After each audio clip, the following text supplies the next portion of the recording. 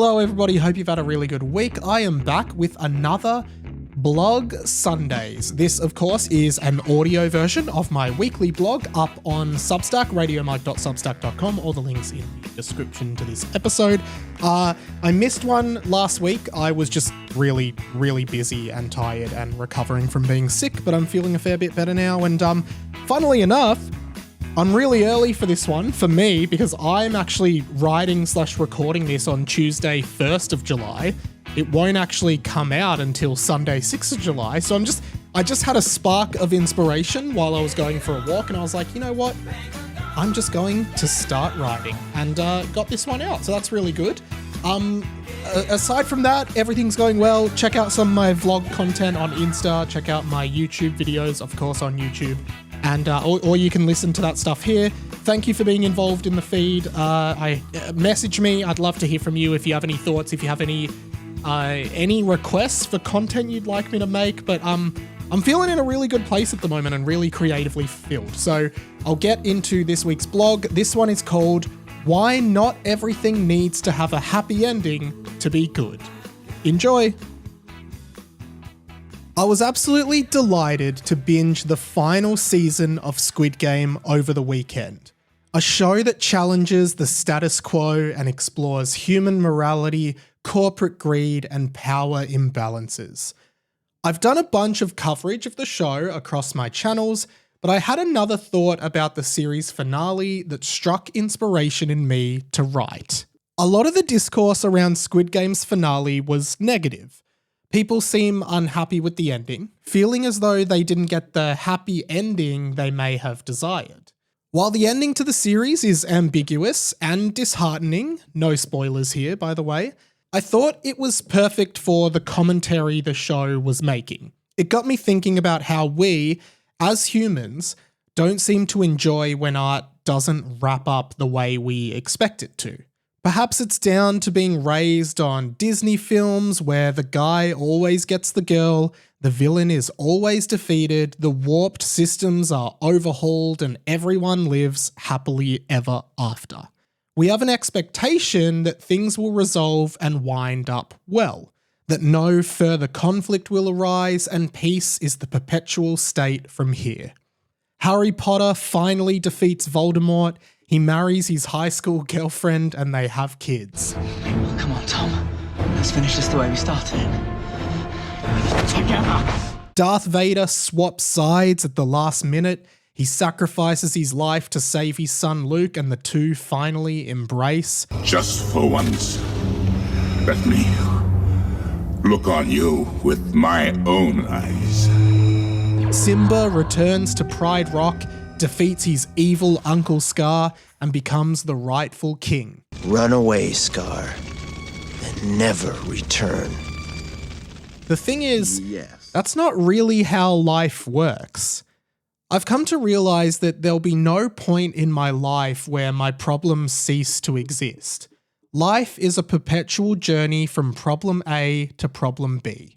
Then you die. Sorry, no offense, but it's true.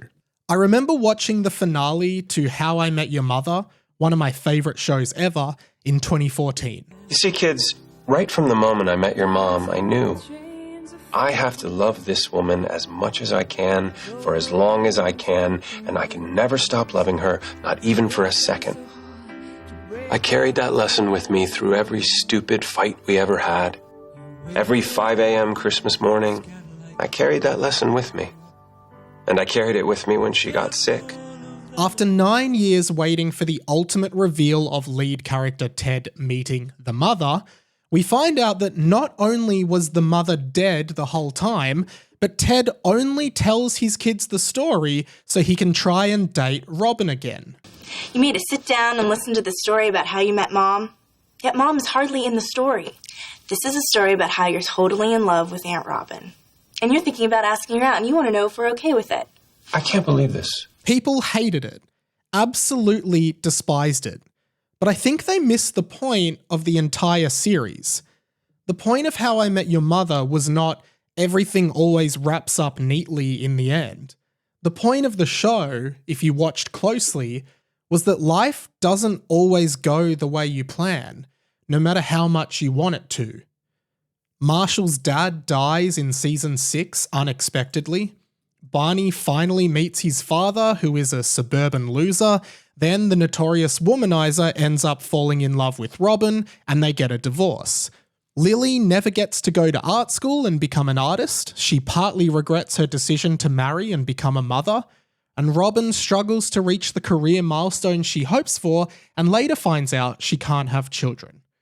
So when the show ended with the death of the mother, which was extremely hinted at throughout the series, so couldn't possibly have been a surprise, I felt like the writers had perfectly encapsulated the meaning of the show, to enjoy every moment because you never know what might happen. Perhaps we're caught up in the romance of happy endings. Friends took the total opposite route to How I Met Your Mother, with the ongoing will they, won't they of Ross and Rachel finally resulting in a they will as opposed to a they won't. I got off the plane. Seinfeld's ending is also contentious. Commonly cited as one of the worst in the history of television, it was all wrong, apparently. We'll be out in a year. And then we'll be back. Could be fun. Don't have to worry about your meals or what you're going to do Saturday nights, and they do show. The Seinfeld 4 end up in prison at the end of the series. People expected different. Jerry and Elaine were finally supposed to get back together. Maybe George was supposed to meet the actual love of his life. And Kramer, maybe he was meant to win the lottery or something.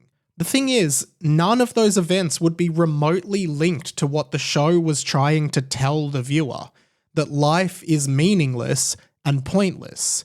There was no inherent meaning in anything, and happy endings weren't guaranteed. Larry David even claims that the show had a no hugging, no learning policy throughout its whole run.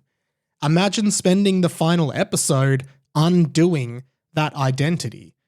Sure, Seinfeld and How I Met Your Mother might come across as nihilistic or existential. Squid Game's ending has the same effect. Nothing feels particularly resolved. Everything just feels kind of fucked. Excuse my language, but it's the best way to communicate it. The idea that a show like Squid Game, which is so critical of society, culture, and capitalism, would end its story with a heroic twist and overthrowing of the system by an individual and the world changing is idealistic. The endings of all 3 of these shows aptly and more than adequately capture the message of the show. How I Met Your Mother. Savor every moment because life doesn't always go as you plan it. Seinfeld. Life is meaningless and purposeless. Nothing really matters. Squid Game.